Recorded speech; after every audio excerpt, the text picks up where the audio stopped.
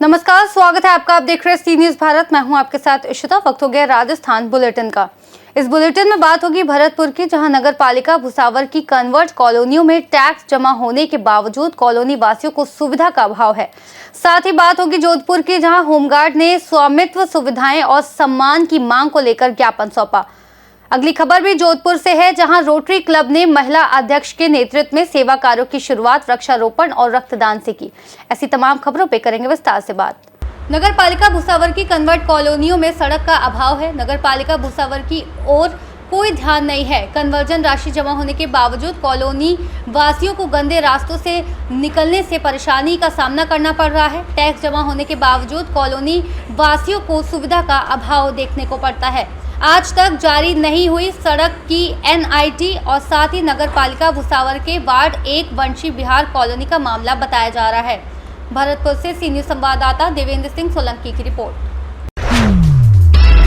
Home guard स्वयं सेवक सदस्यों ने अपनी विभिन्न समस्याओं और मुद्दों को लेकर जिला कलेक्टर कार्यालय और संभागीय आयुक्त मुख्यालय पर संयुक्त रूप से ज्ञापन दिया।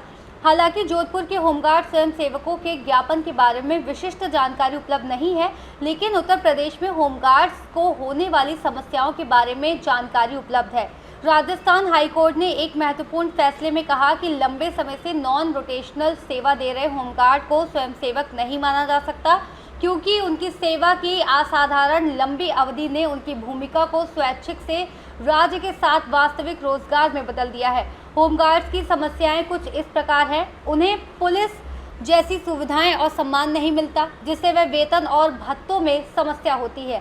साथ ही होमगार्ड्स की नियुक्ति स्थायी नहीं होती, जिससे उन्हें भविष्य को लेकर असुरक्षा बनी रहती है। होमगार्ड्स को आयुष्मान कार्ड नहीं मिलता, जिससे वह अपने और अपने परिवार के इलाज में समस्या होती है। होमगार्ड को सेवानिवृत्ति के बाद कोई पैसा नहीं मिलता, जिससे उनके भविष्य को लेकर समस्या होती है। आप देख रहे हैं, हम आज कलेक्टर ऑफिस आए अपना ज्ञापन देने के लिए, अपनी समस्याओं को बताने के लिए। ये समस्या आज की नहीं है, बहुत पहले से चल रही है। जैसे कि हम पहले भी कानूनी लड़ाई से कोशिश की है कि हमें नियमित ड्यूटी मिलनी चाहिए। उसमें हमें कोर्ट ने मतलब आदेश भी किया कि इनको नियमित किया जाए, इनको नियमित ड्यूटी दी जाए, इनका जो वेतन है वो बढ़ाया जाए। उसकी तरफ ना तो सरकार देख रही है, ना हमारा विभाग देख रहा है, ना कोई सुनने वाला है।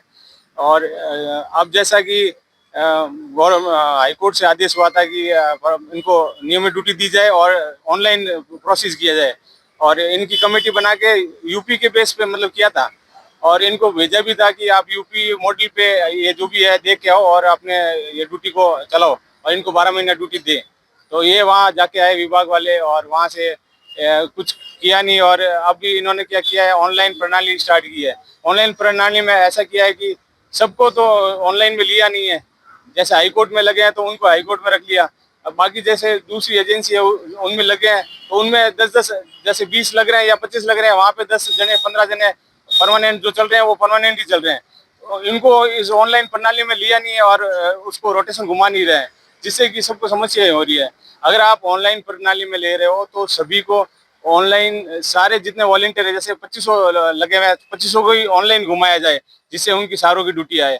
अब अपनी मर्जी से किसी को भी दे रहे हैं और ड्यूटी में पूरी धांधली चल रही है, जिससे सभी समस्या से जूझ रहे हैं। इसलिए हमने आज ज्ञापन दिया है कलेक्टर साहब को, संभागीय आयुक्त साहब को, और आगे भी हम जयपुर तक जाएंगे, डीजी साहब से मिलेंगे और मुख्यमंत्री साहब से मिलेंगे, उनको अपनी समस्याओं को बताएंगे। और पहले भी बताया था, लेकिन ये प्रयास चलता रहेगा जब तक हमारी मांगे पूरी नहीं होगी। मेरा नाम दीपक है। गया है कलेक्टर साहब को कि जैसे वो ऑनलाइन प्रणाली चलाई जा रही है, वो बिल्कुल ही मतलब उसके अंदर बहुत भ्रष्टाचार किया जा रहा है। हमारे साथ में न्याय नहीं हो रहा है। जैसे आगे वाले बेल्ट नंबर को ले लिया गया है, और जैसे हमारे बीच में बेल्ट नंबर हमको छोड़ दिया गया, हमारे से पीछे जिसके बेल्ट नंबर है उनको ड्यूटी दे दी गई है। और जैसा कि देखा जा रहा है, किसी की भी इच्छा की ड्यूटी नहीं आई है। पहले जैसे इच्छा की ड्यूटी हम ले सकते थे ऑफलाइन, जैसे संपर्क परेड हमारी 25 तारीख को होती थी, उसमें हमारी इच्छा की ड्यूटी आती थी, तो हमारे दिल में ऐसे विश्वास रहता था कि हमको यहाँ पे जाके 1 तारीख को ड्यूटी करके आना है। और अब जैसे ऐसे किया जा रहा है कि हर महीने हमको यही असावधानी रहेगी कि हमारी पता नहीं कहाँ पे ड्यूटी आएगी, कहाँ पे नहीं आएगी। जैसे महिलाओं का बहुत बड़ा मुद्दा है, जैसे महिलाएं हर जगह पे ड्यूटी नहीं कर सकती है, उससे ये सभी अवगत कर चुके हैं लोग भी, कि सबको पता है जैसे लेडीज हर जगह ड्यूटी नहीं कर सकती, जिसके पास साधन नहीं होगा उसकी नाइट में ड्यूटी लगाई जा रही है और वो पूर्ण रूप से पूरी एब्सेंट हो जाएगी वहां से। तो उससे भी मतलब यहाँ पे हमारे प्रशासन को फायदा ही होता है, वो एब्सेंट हमारी किसी और को देंगे फिर जिनका ड्यूटी देनी होगी। तो हम ये चाहते हैं कि हम एब्सेंट नहीं होना चाहते हैं, हमारी भी ड्यूटी हमारा वहाँ आए तो हम भी करना चाहते हैं। जैसे कि हमारी ऑफलाइन प्रणाली थी तो हम इच्छा की ड्यूटी लेते थे, हमारी वैसे ही ड्यूटी वापस की जाए। और हम ये ऑनलाइन प्रणाली के बिल्कुल ही विरुद्ध है और हम इसे बिल्कुल भी सपोर्ट नहीं करेंगे। हमने कलेक्टर साहब को भी अपना ज्ञापन दिया है और मैडम से भी हमारी बात किया है कि वो आगे हमारी कार्रवाई करेंगे। जोधपुर से सी न्यूज संवाददाता आनंद शर्मा की रिपोर्ट। शहर में सेवा का कार्य बना रोटरी क्लब की इस वर्ष के अध्यक्ष पद पर सर्वसहमति महिला शक्ति को चुनकर सेवा के कार्यों को बढ़ाने का प्रयास किया गया है। क्लब के पूर्व प्रांतपाल विनोद भाटिया ने बताया कि हर वर्ष होने वाले चुनाव में सभी सदस्य एक वर्ष के लिए अध्यक्ष व सचिव चुनते हैं, जिनके नेतृत्व में वर्ष भर शिक्षा, स्वास्थ्य, पर्यावरण सहित सेवा कार्य किए जाते हैं। सचिव डॉक्टर सुगंधा गोयल ने बताया कि वर्ष की शुरुआत आज 1 जुलाई से शहर में पर्यावरण की महत्ता को देखते हुए वृक्षारोपण कार्यक्रम से की गई, जिसमें चौपासनी की हनुवंश सीनियर सैनिक स्कूल से 21 विभिन्न प्रजातियों के वृक्ष रोपित किए गए। साथ ही सुबह 9 बजे से गौरव पथ के रोटरी क्लब ब्लड बैंक में रक्तदान शिविर का आयोजन किया गया, जिसमें रोटरी क्लब संस्कार, मिड टाउन सहित संस्थाओं ने सहयोग करते हुए 101 यूनिट रक्त एकत्र किया, जो थैलीसीमिया पीड़ित बच्चों के उपचार में काम लिया जाएगा। कार्यक्रम में रोटरी क्लब के डॉक्टर राम गोयल, सुरेंद्र नाथ भार्गव सहित पूर्व व वर्तमान सदस्य उपस्थित थे। रोटरी क्लब ऑफ संस्कार के प्रेसिडेंट 2025-26 यहाँ पर हमने कोलैबोरेशन में कैंप किया है। तीनों बड़े क्लब जोधपुर के, rotary mid town, rotary Jodhpur and rotary संस्कार।